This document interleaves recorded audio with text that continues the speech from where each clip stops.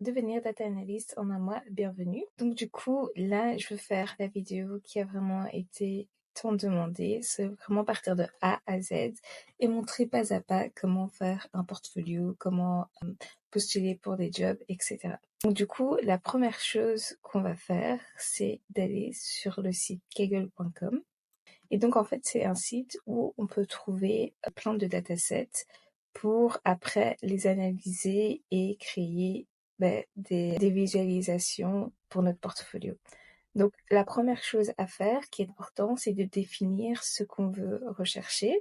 Donc si on n'a pas d'idée, on peut regarder un peu ici dans ce qui est trending, donc ce qui est tendance, ou alors on vient avec une idée précise et on cherche dans les datasets s'il y a quelque chose qui ressemble à ce que on veut démontrer. Donc là, du coup, on va partir dans l'idée qu'on n'a pas d'idée. Donc ici, en grand, il y a les titres. Donc ici, c'est tout ce qui est tendance. Là, c'est les benchmarks. Là, c'est tout ce qui est lié aux universités, au collège, à la nature, et, aux lois, au transport, au shopping, les communautés en ligne.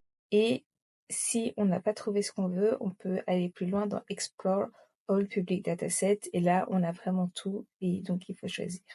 Donc, il faut savoir qu'il y a 500 000 datasets. Tous sont différents, mais donc c'est vraiment important de définir ce qu'on veut. Comme ça, on peut avoir une facilité à choisir, sinon il y aura trop. Donc voilà, ici, il faut savoir que comme on est concentré sur tout ce qui est data analyse, etc., on va d'abord prendre les Data Science Job Salary. Donc il faut trouver un notebook qui peut être intéressant pour trouver les prix des jobs en data science, vu que c'est quelque chose qui nous concerne.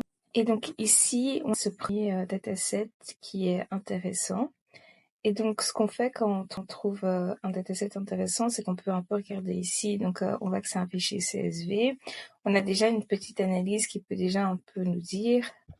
Ici, compact, on a un peu la vision des différentes colonnes également. Donc, c'est un peu une petite analyse qui est déjà faite pour nous. Et aussi, c'est aussi important de regarder la date. Donc, faut faire attention à ça. Et donc, comme c'est quelque chose qui nous intéresse, on va cliquer sur Download et on va télécharger. Donc, ça va se télécharger, ce sera en zip. Et donc, faut toujours le dézipper, c'est très important, avoir accès au... Donc, ça, c'est la première étape. Donc, c'est de télécharger sur Kaggle, chercher un sujet qui nous intéresse. Donc, moi, je propose de le définir à l'avance et ensuite télécharger les datasets. Donc, ça, c'est la première étape. Si vous avez des questions, n'hésitez pas.